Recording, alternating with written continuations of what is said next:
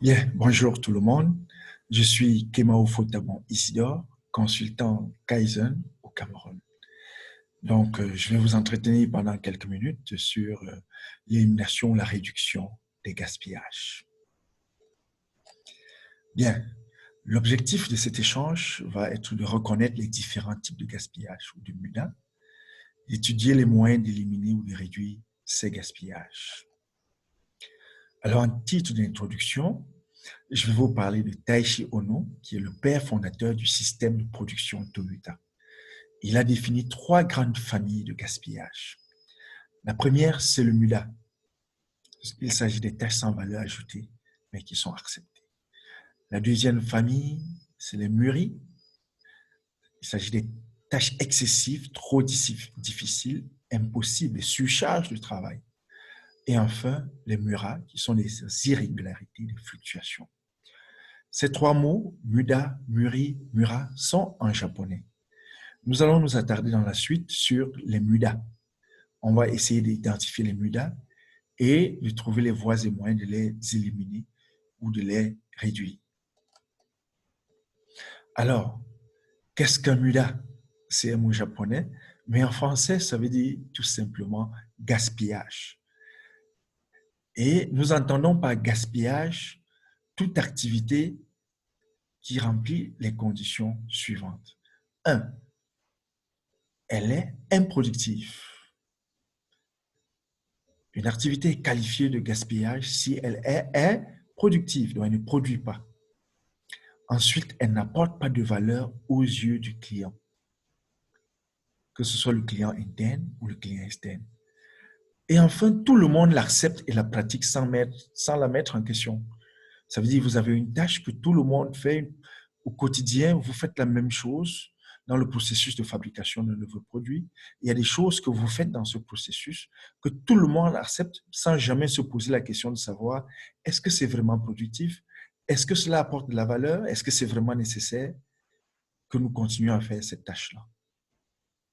Néanmoins, je voudrais vous dire qu'il y a des tâches qui sont sans valeur ajoutée, qui sont improductives, mais qui sont nécessaires. Il s'agit par exemple de l'archivage. Dans une entreprise de production de bière, ce n'est pas archiver ne fait pas partie du processus de production. Archiver n'apporte pas de valeur à la bière, mais pourtant, c'est essentiel, c'est nécessaire. Donc, ce genre d'activité n'est pas considéré comme MUDA. Qu'est-ce que donc un gaspillage? Je vais vous expliquer un gaspillage en vous expliquant ce que n'est pas un gaspillage. Un gaspillage, ce n'est pas la quantité minimum requise de machines, de matériaux, de pièces et de temps de travail absolument essentiel à la création d'un bien ou d'un produit ou d'un service. Donc, ce qu'il faut en termes de machines, en termes de matériaux, en termes de pièces, en termes de temps de travail, juste ce qu'il faut, ni trop, ni moins. Ça, ce n'est pas du gaspillage. Dès lors qu'on a un peu plus que ce qu'il faut, dès lors qu'on utilise un peu plus que ce qu'il faut, on est déjà en plein dans le gaspillage. On est en train de jeter de l'argent dans la poubelle. Alors, qu'est-ce que le gaspillage en d'autres termes? Vous voyez, dans une entreprise, vous aurez un chiffre d'affaires. Si on veut décomposer votre chiffre d'affaires, on va se rendre compte qu'il est constitué du profit et des coûts. Généralement, le profit représente juste un petit pourcentage qui ira rarement au-delà de 25%. Tourne généralement autour ou en dessous de 10%. Et alors, le reste est constitué essentiellement des coûts. Nous allons donc aller dans ces coûts, essayer de traquer les coûts qui sont essentiels et les garder et éliminer ceux qui ne sont pas essentiels. Vous verrez donc qu'une partie de ces coûts est constituée de gaspillage, donc des activités qui n'apportent pas de valeur ajoutée, qui sont improductives et qui sont acceptées par tous.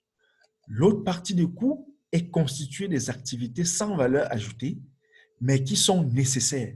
L'exemple de l'archivage dont je vous ai parlé tout à l'heure.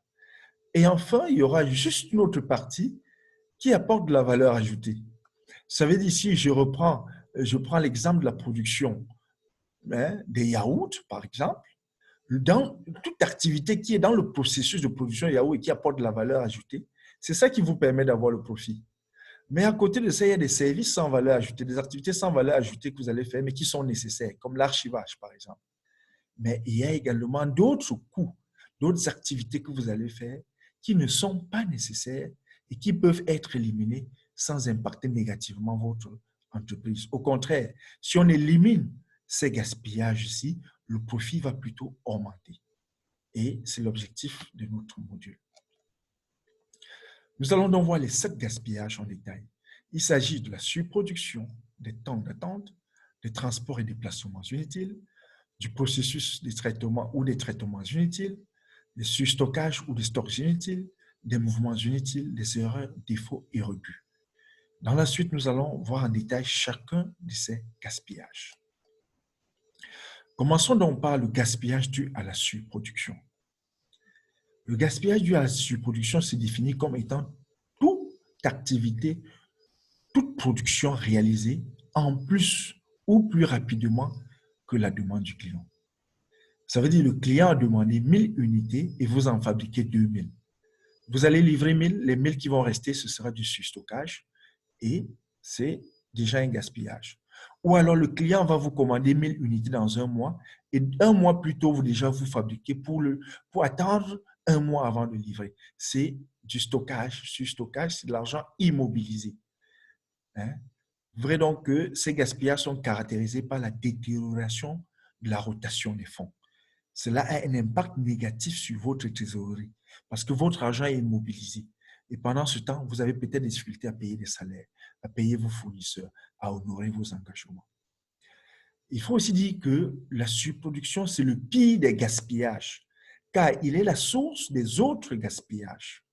Lorsqu'on est en surproduction, lorsqu'on a créé de la surproduction, il faut des gens pour traiter ces produits en stock, pour s'assurer qu'ils ne se détériorent pas.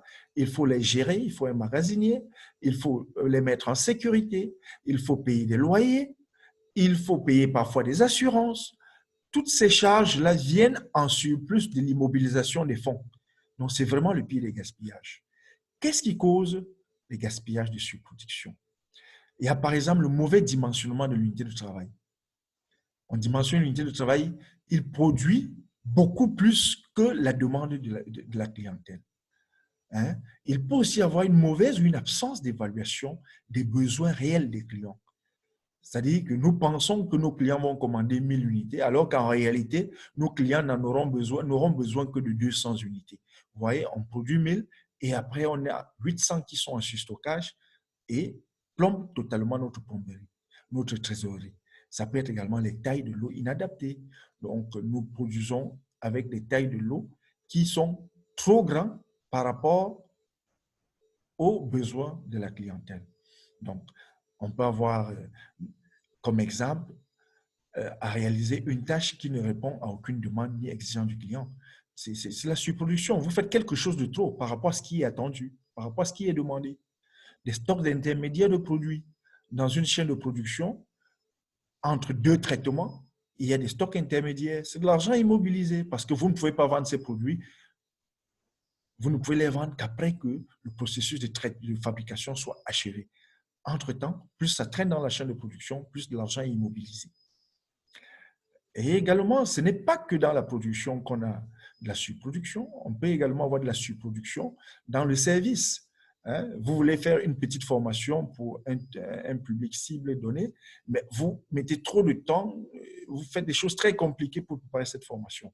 Vous êtes en train de perdre de l'argent parce que ce n'est pas essentiel pour satisfaire les besoins de votre clientèle. Les gaspillages par attente. Le gaspillage par attente est tout gaspillage causé par tout temps d'arrêt non planifié. Dès l'instant où, dans le processus de production, vous vous retrouvez en train d'arrêter votre chaîne de production sans avoir planifié cela, vous êtes déjà en train de perdre de l'argent à cause de ces temps d'attente, de ces temps d'arrêt de votre chaîne de production. Il se caractérise par des produits ou des personnes qui doivent attendre entre deux tâches ou deux étapes. Par exemple, dans la production d'un bien, vous avez une étape A et une étape B. L'opérateur du poste A produit 1000 unités par jour. L'opérateur du poste B ne peut produire que 500 unités par jour. Donc, vous voyez, le poste A va envoyer 1000 unités au poste B. Mais le poste B mettra 2 jours pour traiter les 1000 unités. Entre-temps, ceux du poste A sont obligés d'attendre, de passer une journée sans travailler, en attendant que ce qui a été produit soit, que le poste B soit libéré. Vous voyez, ça entraîne des pertes d'argent énormes. Et ces gaspillages d'attente se caractérisent donc par des stagnations de produits à un poste. Entre un poste plus rapide et un poste moins rapide, il y a stagnation des produits. Parce qu'on a produit plus rapidement et le poste qui doit traiter ensuite est lent. Donc, du coup, il y a stagnation. Ça peut être plutôt l'inverse. Hein, et ça crée plutôt un goulot d'étranglement. Donc, les causes probables des gaspillages dus aux arrêts non planifiés, c'est-à-dire les gaspillages par attente, ça peut être la mauvaise disposition des installations. Entre un poste de travail et un autre qui a pour fournisseur le poste A, évidemment, la disposition peut être telle qu'on soit obligé d'attendre pendant un certain temps. Ça peut être les attentes de changement d'outil. On doit remplacer un outil qui est en panne et ça prend beaucoup de temps. Entre-temps, les autres postes de travail attendent que l'outil soit arrangé. Ça peut être des dépannages, par exemple. Ça peut être notamment l'ouverture d'un bureau. Imaginez un collègue qui a les clés du bureau, qui arrive en retard à 9 heures alors que le travail commençait à 8 heures. Ça veut dire que tous les autres collègues vont attendre 1 heure de temps que celui qui a les clés vienne ouvrir. Vous voyez, c'est un temps d'attente et ça fait perdre énormément d'argent à l'entreprise. Les gaspillages dus au transport. Il s'agit de tout gaspillage causé par tout mouvement inutile de la matière ou du produit. Donc, lorsque vous devez déplacer des produits finis, des matières premières ou même des produits semi-finis, ça entraîne des mouvements. Donc, c'est consommateur de ressources et de temps, des ressources humaines, parfois des ressources matérielles. Il faut des chariots, il faut des véhicules, tout ça. Et pendant ce temps, ça entraîne des risques de dégradation. Parce qu'en mouvementant ces produits, il peut y avoir des accidents. Et il y a usure du matériel. Il y a déplacement des matériaux, de pièces de produits et de documents ou d'informations sans valeur ajoutée. Parce que tous ces déplacements inutiles ne créent pas de la valeur. Ça n'apporte pas quelque chose de supplémentaire à votre produit. Ça ne facilite pas automatiquement la vente et ça n'améliore pas la qualité de votre produit. Au contraire, ça entraîne des risques de détérioration de la qualité. Quelles sont les causes probables? Il peut s'agir de la mauvaise disposition des installations qui impose qu'on transporte les produits à gauche, à droite, qu'on les amène d'un magasin A à un magasin B. Par exemple, quelqu'un peut avoir produit au centre de la salle d'une unité de production et ensuite il va stocker à l'aile gauche de l'unité de production, alors qu'au moment de livrer, il va retraverser la salle avec pour aller livrer à l'aile droite. Vous voyez, tous ces mouvements inutiles sont liés à la mauvaise disposition des installations et qui vont entraîner donc beaucoup de pertes d'argent. Et ça peut être aussi le surdimensionnement de certains équipements ou alors des équipements qui sont peu adaptés, qui font donc qu'on est obligé de déplacer rapidement, sinon il y aura des stocks, d'importants stocks qui vont créer des goulots d'étranglement.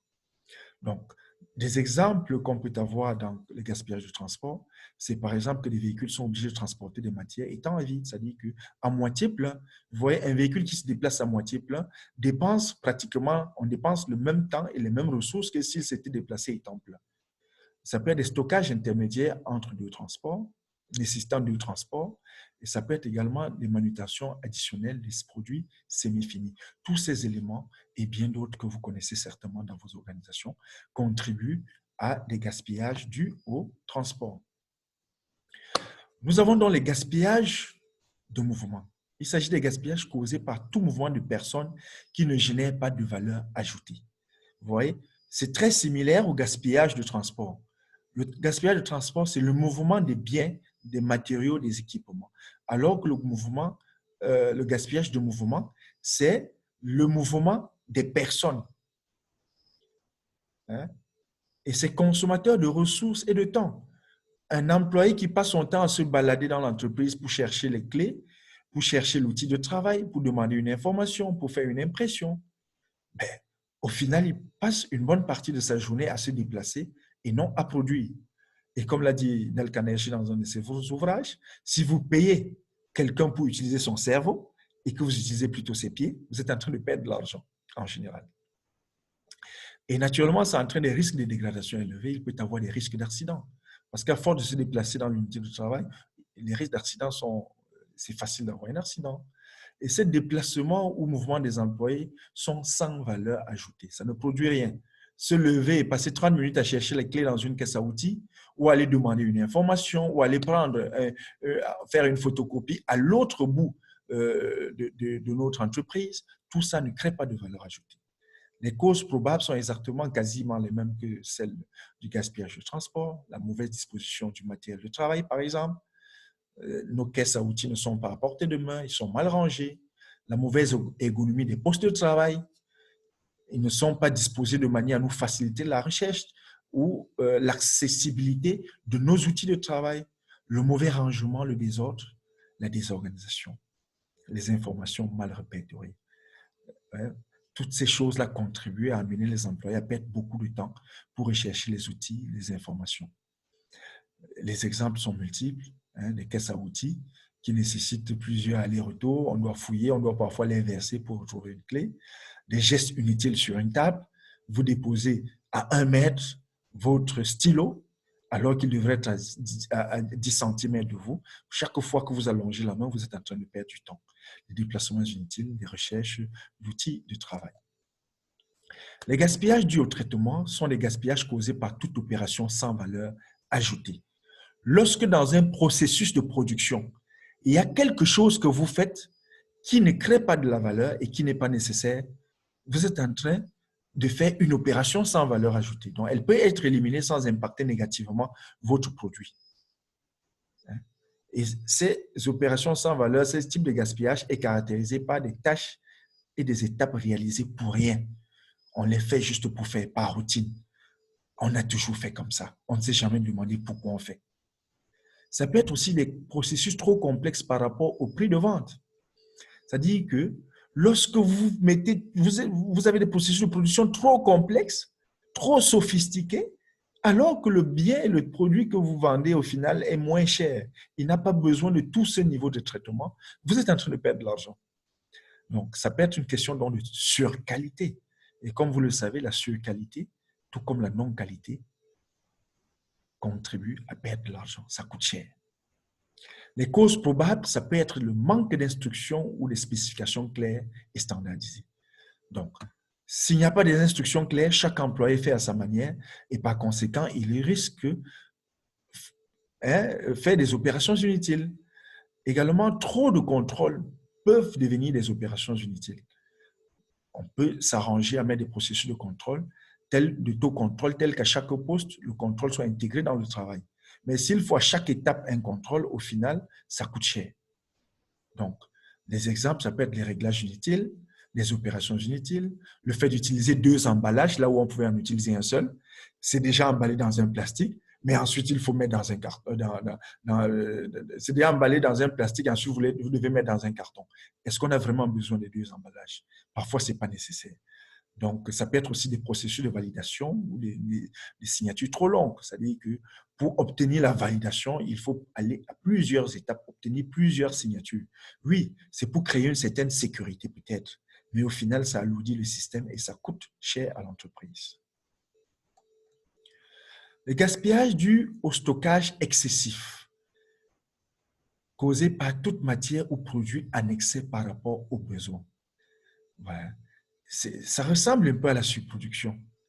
Chaque fois que vous avez produit plus que ce dont on a besoin, cela a déjà un impact sur votre capacité de stockage et même sur vos inventaires.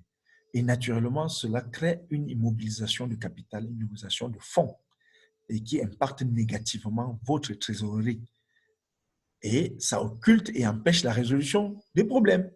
Parce que lorsque vous avez immobilisé en stock 100 millions de francs CFA, par exemple, évidemment, si vous n'avez pas une très forte trésorerie, vous risquez de ne plus être capable de payer vos salaires ou d'honorer vos engagements auprès de vos fournisseurs ou de vos partenaires. Donc, les causes peuvent être dans la surproduction ou la mauvaise planification, les temps d'attente non maîtrisés qui font qu'il y a entre 2 unités de production des produits semi-finis en grande quantité. Et comme je l'ai dit, les produits semi-finis ne sont pas vendables pour vous. parce que ce ne sont pas vos produits finis, donc par conséquent, c'est de l'argent immobilisé. Ça peut être la mauvaise ou l'absence de gestion des stocks, ou encore l'absence de pratique des 5 S. Ne vous inquiétez pas, nous allons parler en détail du 5 S à la fin. Donc, en termes d'exemple de gaspillage dû au stockage excessif, on peut avoir des stocks morts suite à de mauvaises prévisions de vente, des stocks de matières premières excessifs ou des stocks de produits finis excessifs. Tout cela contribue à perdre de l'argent. Enfin, nous avons le gaspillage dû aux erreurs et défauts. Il s'agit des gaspillages causés par tout produit ou toute production qui ne correspond pas aux exigences nécessaires. Comme vous pouvez le voir, on doit produire un t-shirt avec le logo des USA. Mais on fait l'erreur, on met plutôt le drapeau de la Grande-Bretagne à la place de celui des USA. L'erreur est vite faite et on risque de reprendre si on voit cette erreur à temps. Et si on ne voit pas, c'est le client qui va découvrir et naturellement, il ne sera pas satisfait. Il peut ne plus nous faire confiance, mais également, il peut nous retourner le produit et ça entraîne des pertes pour l'entreprise. Donc, c'est caractérisé donc par des retours clients et des pertes de crédibilité, des pertes de temps d'argent et des risques de ne pouvoir fournir le client. Parce que lorsqu'il y a eu des erreurs, parfois on n'est pas capable de satisfaire la demande du client parce que la production est la bonne partie de la production, ce qui respecte les normes et les règles requises par le client, est insuffisante par rapport à la commande du client. Donc, comme cause probable, nous avons les méthodes et les normes d'inspection qui ne sont pas bonnes. Si on n'a pas de méthode d'inspection, de contrôle qualité, hein, à chaque étape du processus, ou alors elles ne sont pas bien élaborées et connues de tous les opérateurs, il y a de fortes chances qu'il y ait ce genre de défaut.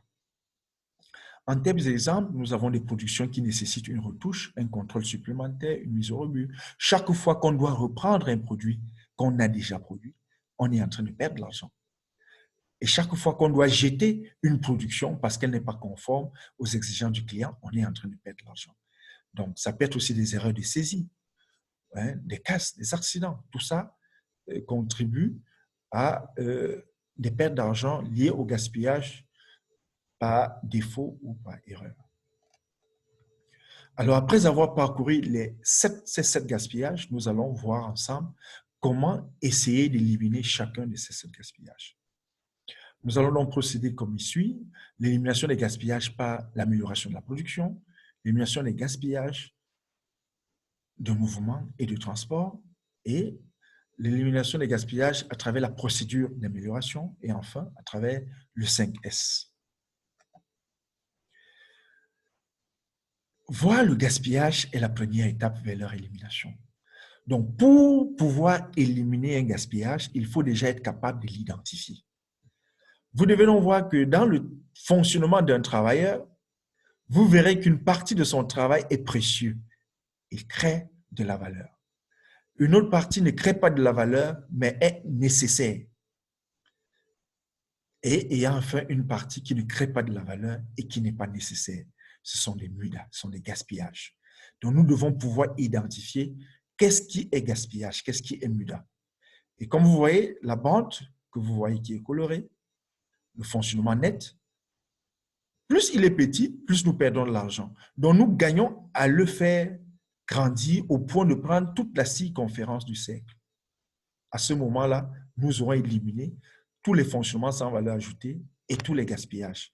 Ça veut dire que notre bénéfice risque d'être pratiquement égal à notre chiffre d'affaires.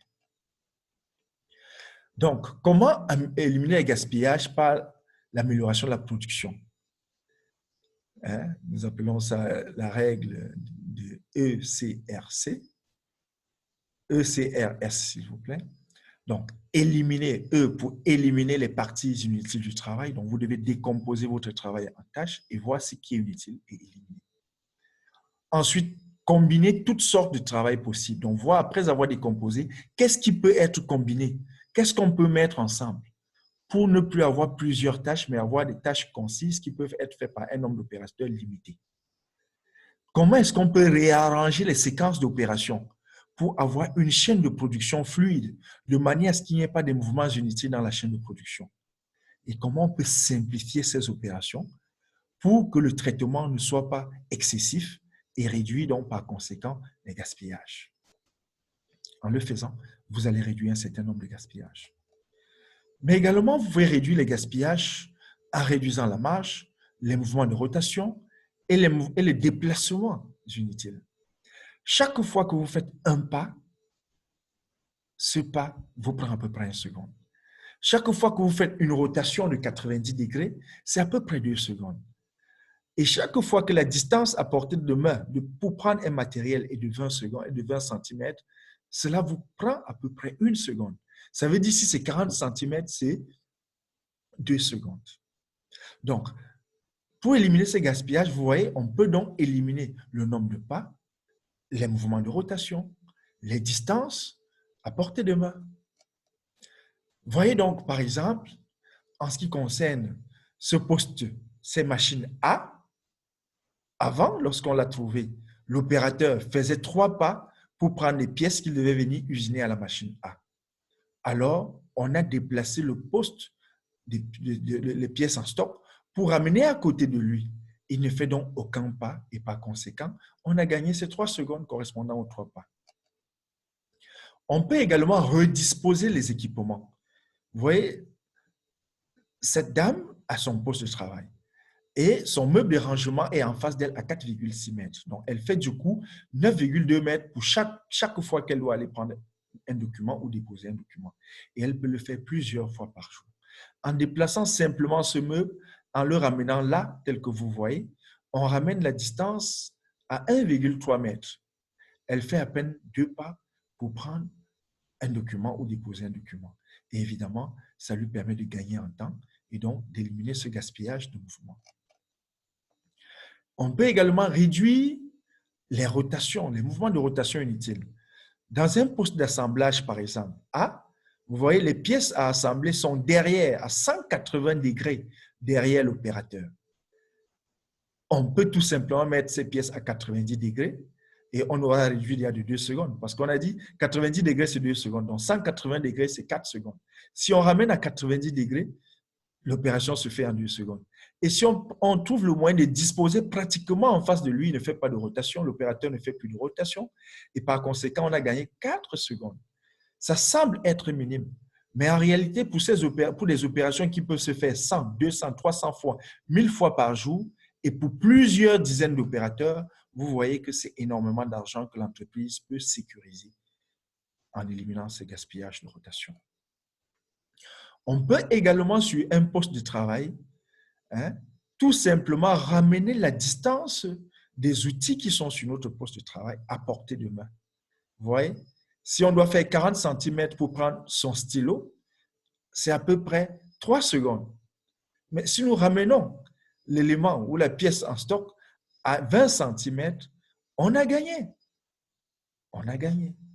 Et si c'est une tâche qui se fait plusieurs fois par jour et qui concerne plusieurs opérateurs, vous pouvez calculer par vous-même pour voir le gain que l'entreprise peut faire. Il peut également avoir des situations où, à un poste de travail, par exemple sur la machine A, on a 10 secondes d'attente qu'on ne peut pas éliminer en fonction de la configuration et des contraintes de l'unité de travail. Mais il y a un autre moyen. On peut voir s'il y a une autre tâche qu'on peut détacher et ramener à côté de cet opérateur qui puisse en parallèle, pendant les 10 secondes d'attente, il fait autre chose en parallèle. Ça permet d'éliminer ce temps d'attente et d'optimiser sa production et sa productivité.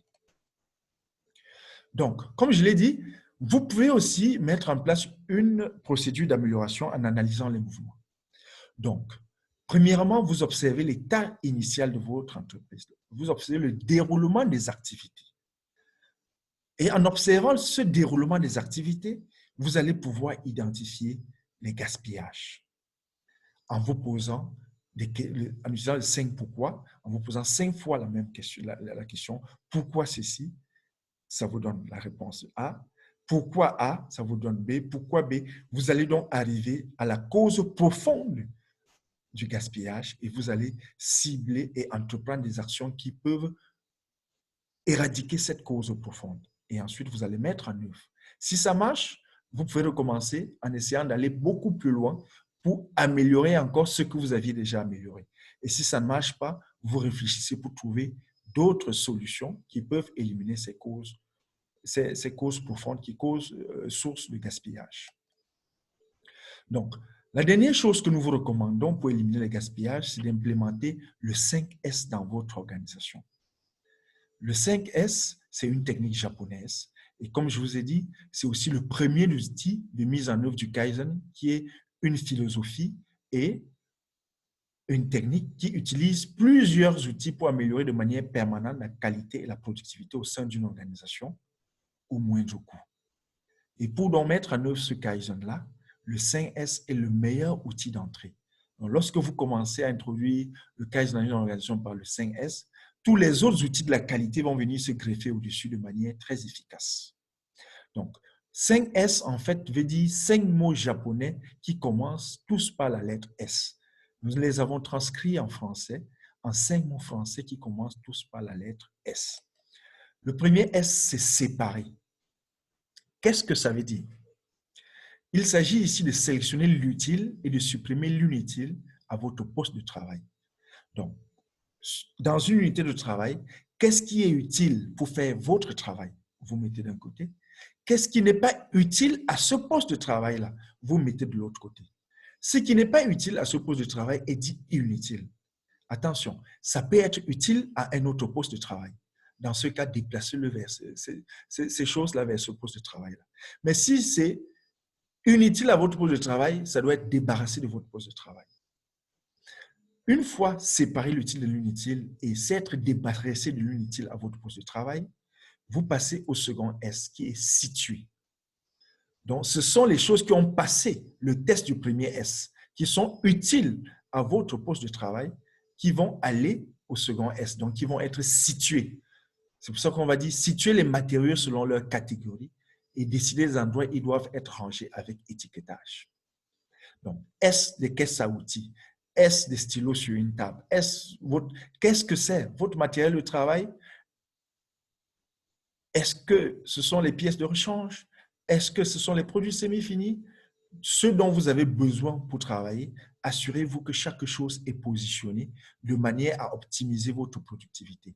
Donc, vous devez tenir compte des éléments qu'on vient de voir, c'est-à-dire la distance, le nombre de pas que vous devez faire.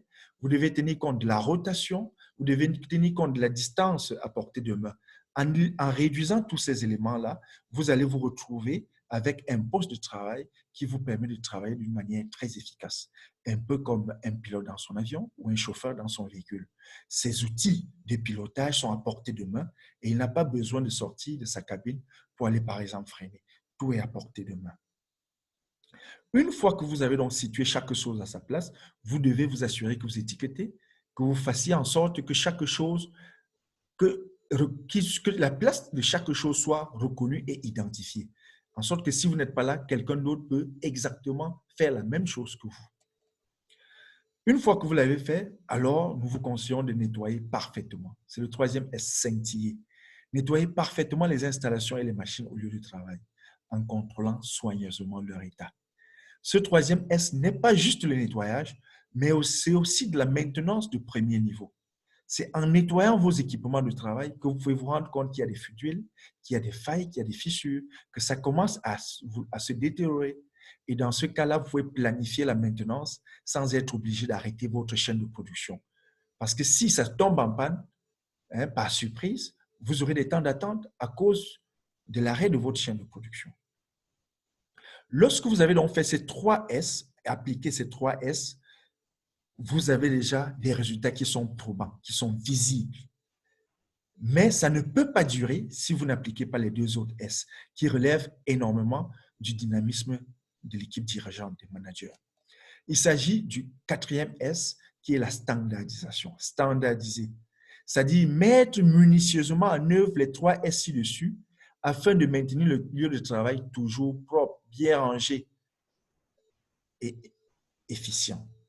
Ça veut dire que vous vous arrangez, vous prenez toutes les mesures nécessaires pour que l'inutile ne se retrouve plus à vos postes de travail, que chaque chose reste positionnée à l'endroit qui lui a été attribué, de manière à rendre le travail plus facile et que ce soit toujours propre et bien maintenu. Lorsque vous avez fait, vous avez déjà appliqué de la standardisation. Donc, ça peut aller jusqu'aux procédures, aux notes de service, aux notes disciplinaires. Bref, tout ce que vous pouvez faire pour maintenir les 3 premiers S est le bienvenu. Maintenant, lorsque vous avez maintenu ces 3 premiers S et que ça marche bien, la standardisation peut consister aussi à implémenter ce qui a bien marché ici ailleurs. C'est-à-dire, ce qui a bien marché ici, vous le recopiez, vous copiez et vous refaites la même chose à un autre poste de travail, en sorte que toute l'entreprise finisse par avoir exactement le même mode de fonctionnement. Et enfin, on a le 5e S qui est suivre les règles. Il s'agit ici d'éduquer chaque individu à suivre les règles et à s'améliorer d'une manière continuelle. Et ça, c'est de la responsabilité du leadership de l'entreprise, des managers. Ils doivent tenir des réunions, prendre des mesures pour encourager, motiver, veiller, contrôler, descendre sur le terrain, se rendre compte eux-mêmes des réalités, fixer de nouveaux objectifs, créer des prix d'excellence pour motiver ceux qui font bien leur travail. Bref, tout ce qui peut être fait pour que le personnel et tout le monde restent dans la dynamique d'appliquer les 5 S d'une manière efficace relève du 5e S et des managers. Ceci dit, si vous appliquez donc tous ces 5 S, vous pouvez être sûr que vous allez pouvoir éliminer les gaspillages dans votre organisation ou dans votre entreprise. Alors, je vous remercie et j'espère que cette vidéo vous a été bénéfique et je souhaite qu'au travers de cette vidéo, vous puissiez être capable d'éliminer les gaspillages dans votre organisation.